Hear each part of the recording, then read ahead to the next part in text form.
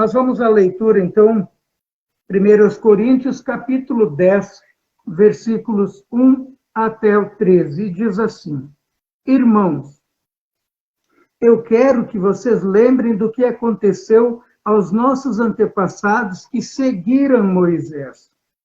Todos foram protegidos pela nuvem e passaram pelo Mar Vermelho.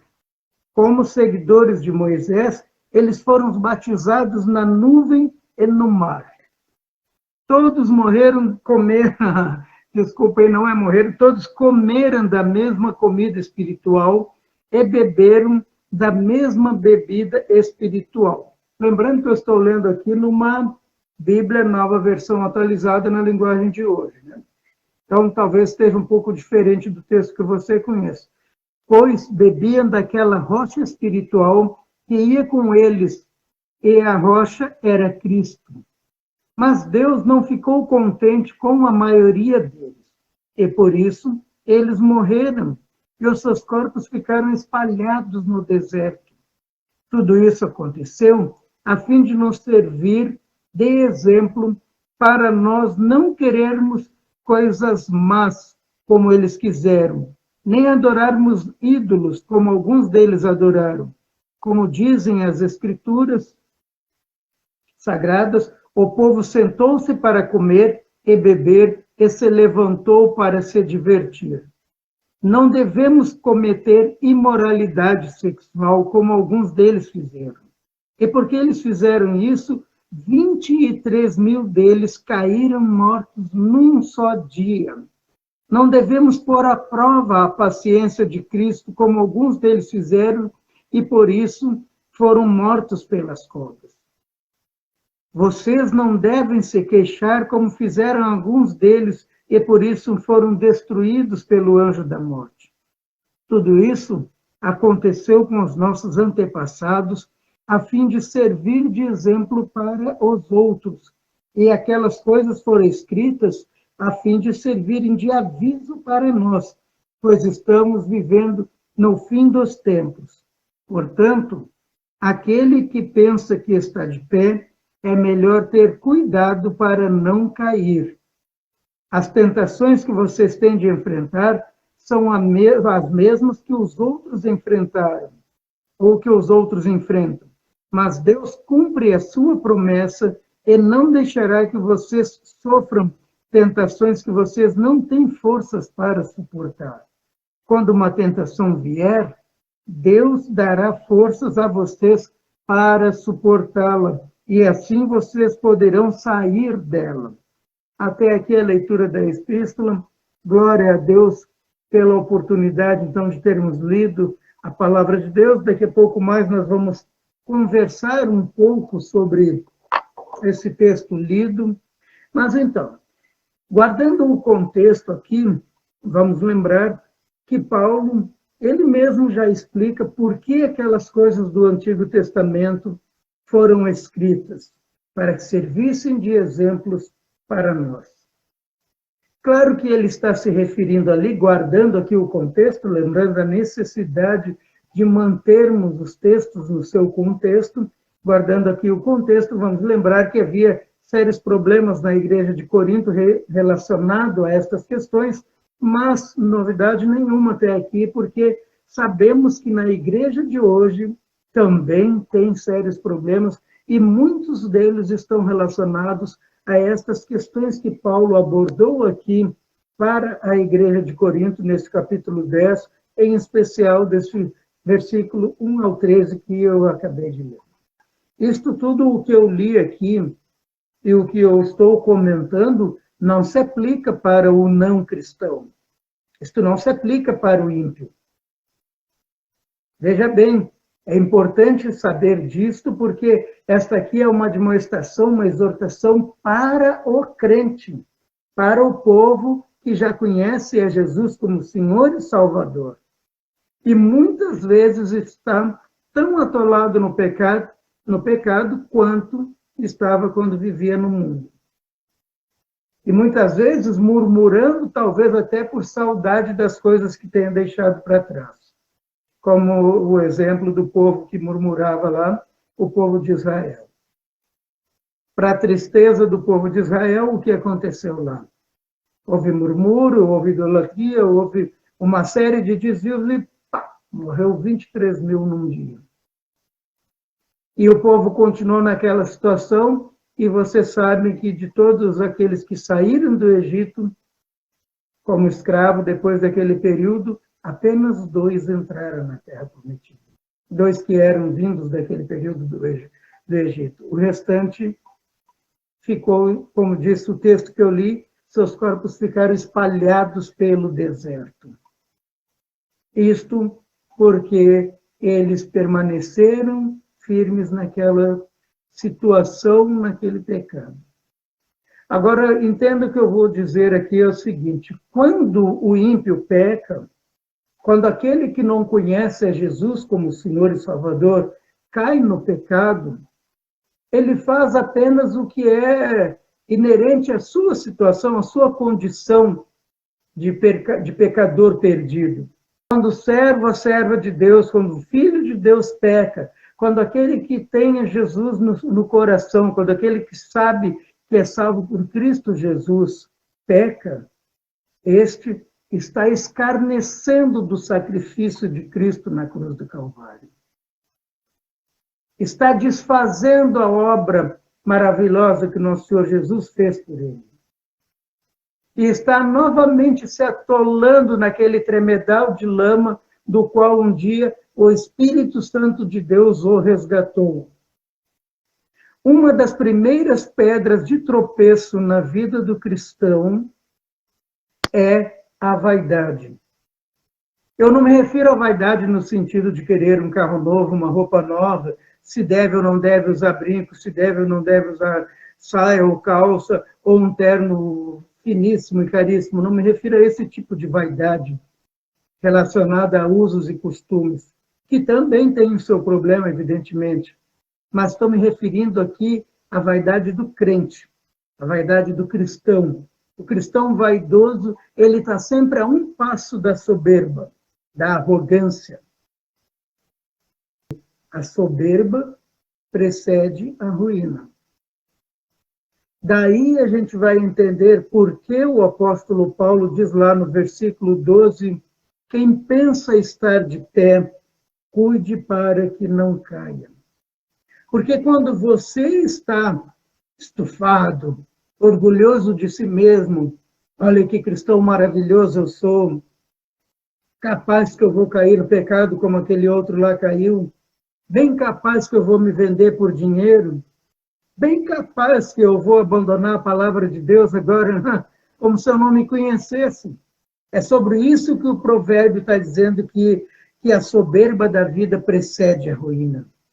Quando a pessoa se torna um profeta velho, como vocês já devem ter ouvido essa citação em outros pontos aí acontece o problema. O neófito dificilmente, aquele novo na fé, o novo na fé dificilmente passa, pode até cair por outras questões, mas não vai ser pelo orgulho, pela vaidade de ser um cristão tão bom, tão sábio, tão inteligente, tão conhecedor de tudo.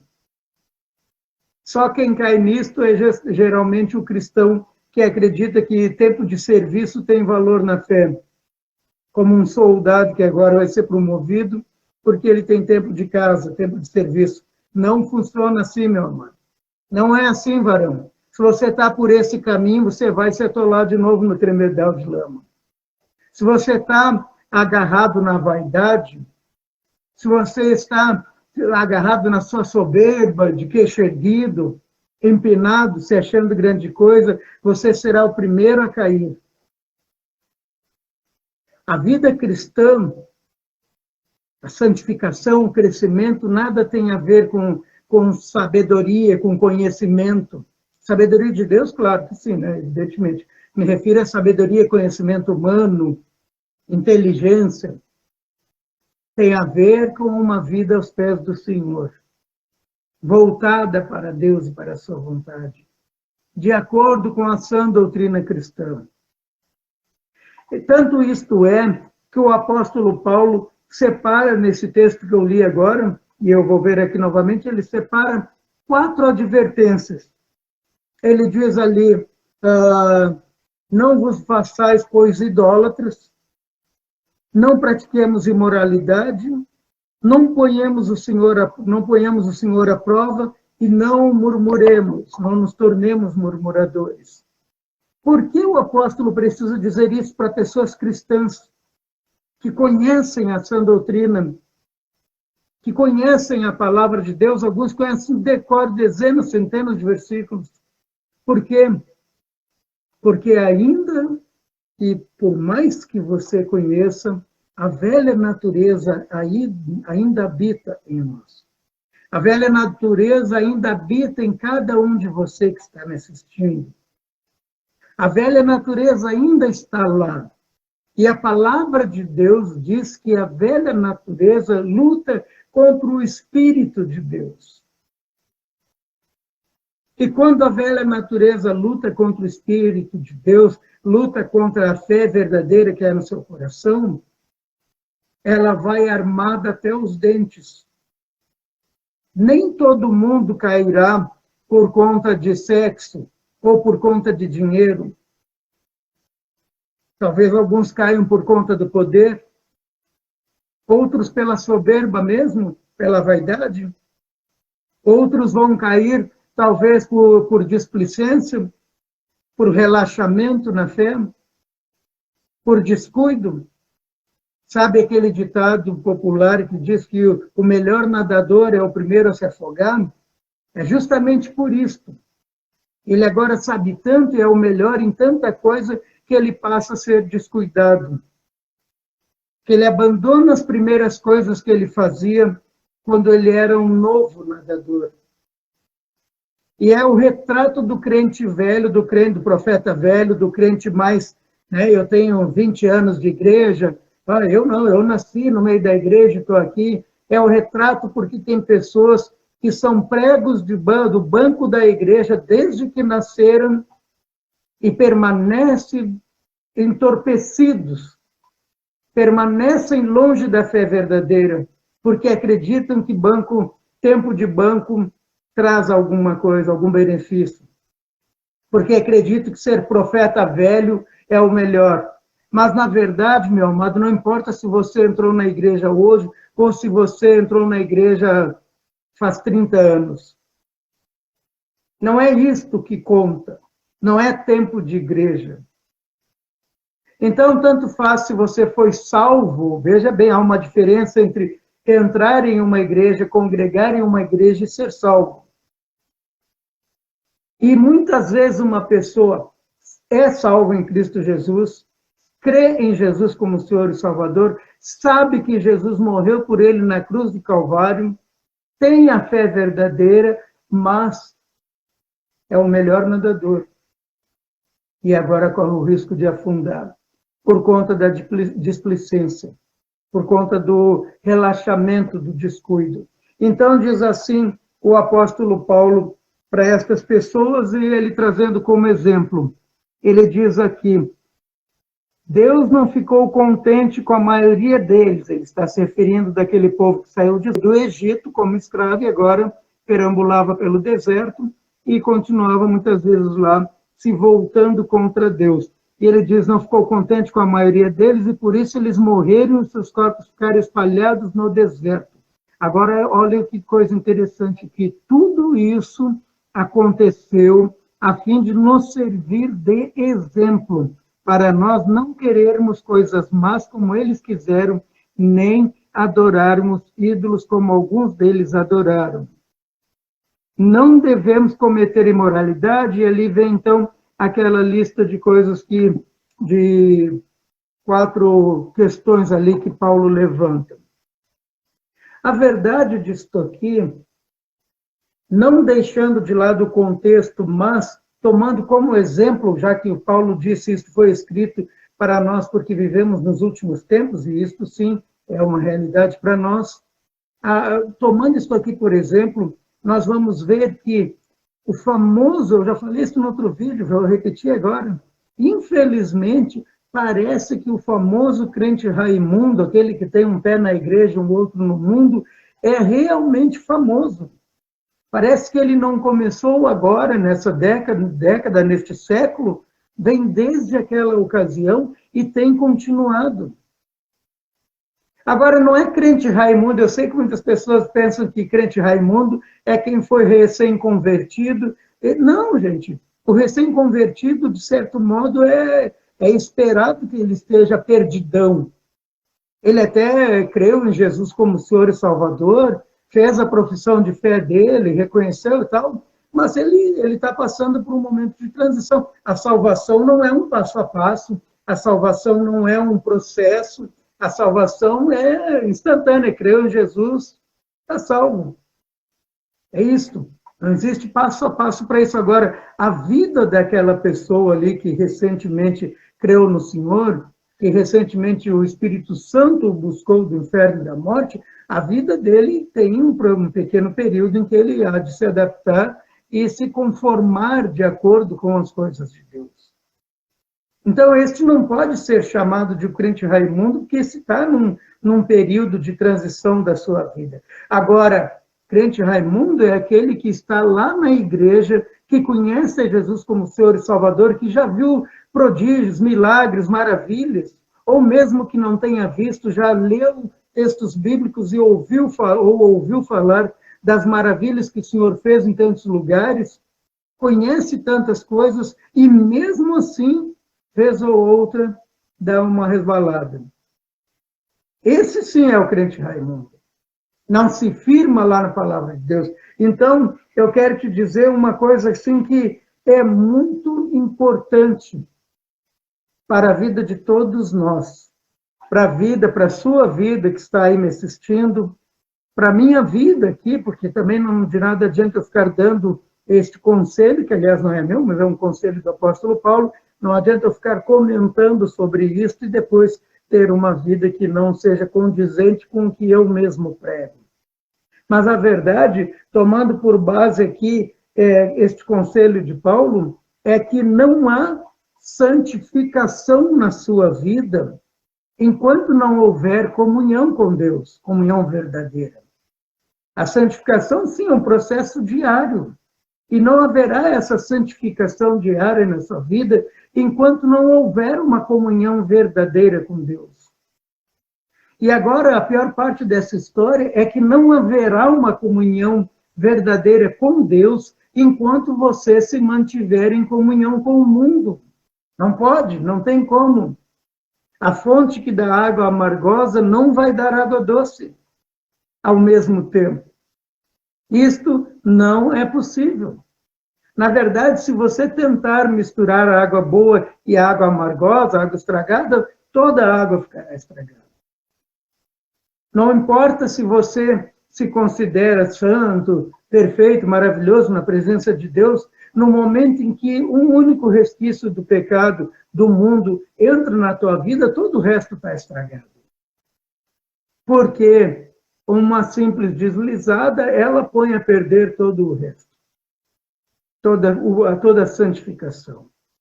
Agora você vai dizer assim, mas então como eu tenho que fazer? Porque eu peco diariamente em pensamento, palavra e ação, peco em omissão. É verdade, eu também. Mas a palavra de Deus diz que nós temos advogado. A palavra de Deus diz que nós temos o Consolador que intercede por nós com gemidos inexprimíveis. Então, a diferença entre um cristão que está buscando a comunhão com Deus, que está buscando a santificação, e um cristão Raimundo, porque você vai ver, os dois são pecadores igual ainda. A diferença do crente que está buscando a comunhão é que ele busca o auxílio do Espírito Santo diariamente em oração, para que ele obtenha o perdão de seus pecados. E veja bem aqui no outro vídeo, eu já comentei a respeito de pecado venial e pecado mortal, e não deu ainda para eu trazer um estudo especificamente a respeito disso. E é bom que você tenha em mente, como eu falei no nosso estudo bíblico agora às 5 da tarde, é bom que você tenha em mente que não há pecado, pecadinho e pecadão. Quando eu me refiro aqui a pecado venial e pecado mortal, eu não quero dizer que uns pecados está tudo bem e outros pecados é que são ruins, não. Pecado é pecado e tudo o que desagrada a Deus é pecado e pronto. Terminou-se. Fim da história, quer você queira, quer não, o que desagrada a Deus é pecado e sendo pecado é problema. Não importa se você sabe disso, se você não sabe disso, não importa se você concorda ou não concorda. Mas, a título de esclarecimento, um esclarecimento rápido, o pecado venial é aquele que você comete até quase que inconscientemente, muitas vezes. Tomando o mesmo exemplo que usei no estudo agora há pouco, você está numa parada de ônibus, passa um carro, é dia de chuva, passa um carro, joga água em você de cima a baixo, e a tua primeira reação é ter um pensamento mau contra aquela pessoa que foi aquilo ali. Quem sabe saiu até um palavrão sem querer. Olha que palavrão não agrada a Deus também, hein? Então, naquele momento ali, tomado pela situação do momento, você pecou. É verdade. Mas nós chamamos a isto de pecado venial porque ele vem quase que inconscientemente, geralmente associado a pequenos momentos de estresse, e da mesma maneira que ele veio, você também, em pouco tempo, já se arrepende, já pede seu perdão a Deus, e, enfim, a vida que segue. Já o pecado mortal, para diferenciar aqui do pecado venial, ele não ocorre inconscientemente. Ninguém se torna, por exemplo, ninguém vende o corpo por dinheiro, por exemplo, sem querer. As pessoas não entram em adultério sem querer. Todos estes pecados, todas estas situações deploráveis que eu citei, geralmente elas ocorrem em um determinado período de tempo, num processo que começa com aquela parte onde o Tiago diz lá que cada um é tentado pela sua própria cobiça, que o atrai e seduz. E aí, uma vez tendo concebido o pecado, gera morte e tal. É disso que o Tiago está falando. Você olha, é agradável aos olhos, boa para dar entendimento, você pensa no caso, e aí você vai adiante. Então, quer dizer que, para isto aí, há todo um preparo, um raciocínio. Então, eu posso, aqui, sem medo algum, de dizer que você propositadamente está caindo no pecado. E, sendo assim, você propositadamente está endurecendo o seu próprio coração para as coisas de Deus. E o caminho, como disse Tiago ali, o resultado é a morte. Daí, chamar isto pecado mortal. Morte espiritual, estou me referindo, mesmo bem que muitos até acabam em morte física também. Mas não é esse o caso. O caso aqui, quando se fala em pecado mortal, está se referindo à morte espiritual. Muitas pessoas falam aí qual é o pecado contra o Espírito Santo. É isso mesmo. É quando você rejeita a obra do Espírito Santo na sua vida. É quando você, mesmo sabendo que o Espírito Santo veio para te convencer do pecado, da justiça, do juízo, das coisas de Deus, do sacrifício de Cristo, você dá as costas para tudo isso e você, então, se apega e permanece naquele pecado. Isto é um pecado mortal. Por isso, a preocupação do apóstolo Paulo em advertir as pessoas para que não caiam naquela situação, não pratiquem imoralidades sexuais, como fizeram alguns, não murmurem. Por conta daquelas coisas, o anjo da morte ou o exterminador, como mostram em algumas traduções bíblicas, por conta daquela situação, muitas pessoas caíram, pereceram. Há tempo. Ainda há tempo. E eu não vou repetir aqui, varão, varoa, presta atenção. Não é para ímpio que estou falando, é para você mesmo, cristão, você mesmo que tem anos de igreja, você que está, vez ou outra, bamboleando ali na soberba da vida. Lembrando de novo aquele provérbio que diz: a soberba precede a ruína e a altivez do espírito precede a queda. E aí, muitas vezes, você conversa com alguém que está 30 anos na igreja e a conversa dele inteira nada tem a ver que traga um benefício para ninguém. E ele é o cara que conta as piadas mais sujas quando tem um evento de família. Ele é o primeiro a procurar um filme de baixo nível em algum lugar. Ele é o primeiro a ler o horóscopo no final do jornalzinho dele, lá no final do dia. É, como alguns que eu conheci de um outro local, desculpe a risada, mas no primeiro sinal de que a pessoa estava doente, e parecia que não havia uma solução médica para o problema, o que ela fez? Correu a buscar uma benzedeira. Sei lá, tinha 50 anos de igreja. Correu a buscar uma pessoa para benzer, porque alguém disse para ela que quem mais não sei o que fazia e dava um jeito lá, e aí haveria cura. Mas tinha que fazer uns negócios lá que eu não sei nem o que dizer a respeito, mas que ela benzeria e a coisa ficaria curada. Como pode alguém, 50, bom, pode, né? Aconteceu, então, só pela graça e misericórdia de Deus mesmo. A gente não tem como obrigar ninguém a crer. Não é por força nem por violência, mas pelo Espírito de Deus. Será que esta pessoa que foi buscar a benzedeira um dia ela creu? Eu não tenho como saber disso. E aí, será que após ter crido em Jesus como Senhor e Salvador, um dia ela acabou despencando da fé porque deu mais atenção para as coisas do mundo? Esse fato é verídico, não é uma invenção. Eu conheci a pessoa, conversei com ela. Eu não estou aqui para acusar ninguém, não é meu papel, mas a palavra de Deus torna claro que enquanto você estiver em comunhão com o mundo e com as coisas do mundo, não estará em comunhão com Deus. O que torna um crente humilde e fervoroso, que sabe usar da sua liberdade cristã, que sabe usar do amor cristão, não é a quantidade de milagres ou fenômenos que você viu, porque o povo de Israel que saiu lá, deixou de ser escravo do Egito, que andou pelo deserto, viu milagres que você nunca vai ver na sua vida.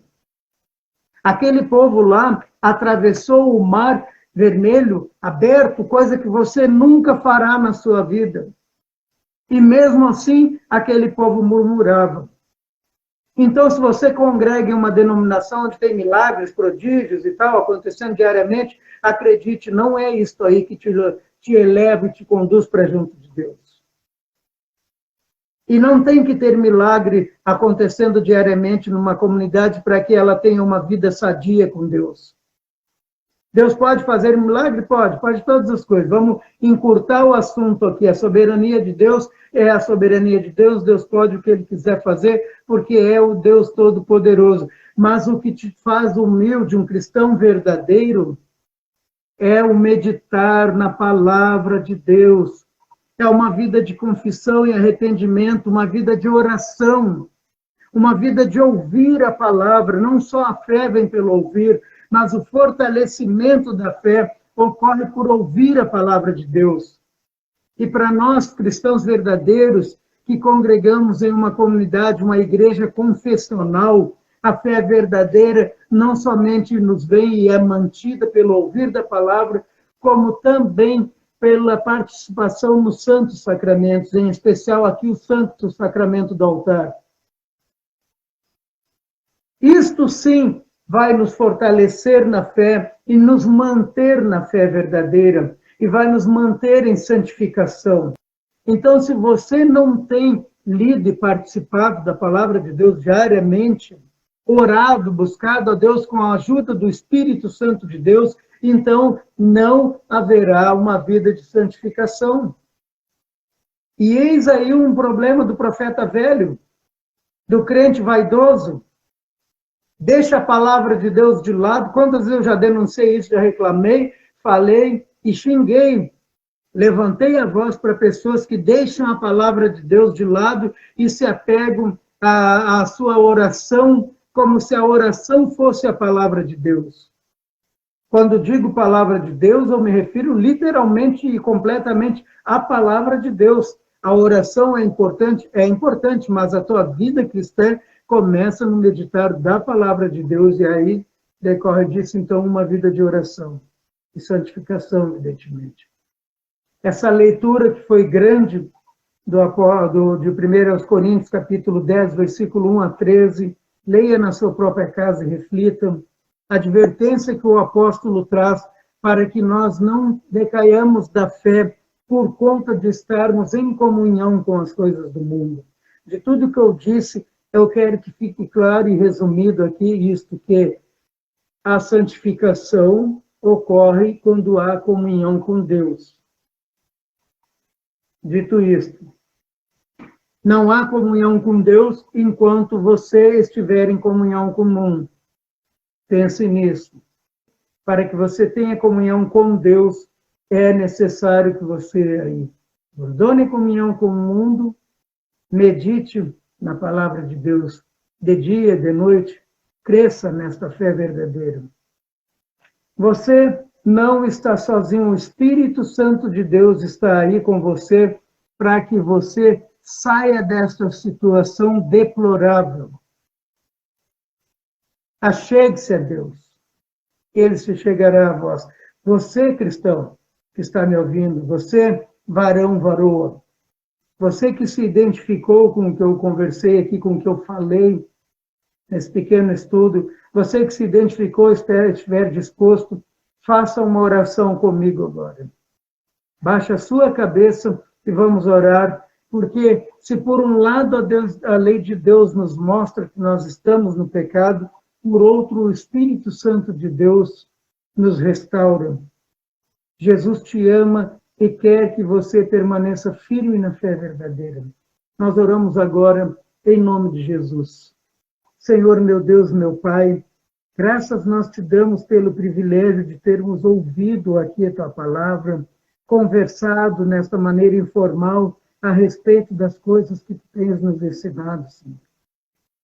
Queremos colocar nossas vidas aos teus pés, porque não somente reconhecemos que tu és nosso Senhor e Salvador, mas reconhecemos também que por vezes temos pecado contra ti em pensamento, palavra e ação, e às vezes até propositadamente caindo naqueles pecados, como bem mostra o santo apóstolo Paulo no texto. Então venha sobre nossas vidas neste momento, Senhor. Aquele irmãozinho, aquela irmãzinha agora que está querendo estar em comunhão contigo, Senhor. Querendo resgatar esta comunhão, ser com ele agora em nome de Jesus. Manifesta o teu poder na vida dele, Senhor. Restaura esta vida, para que ele saia desta situação, para que ele abandone esta comunhão com o mundo e mantenha-se em comunhão somente contigo, não por meio próprio, nem por força própria, mas com o amparo do teu Espírito Santo.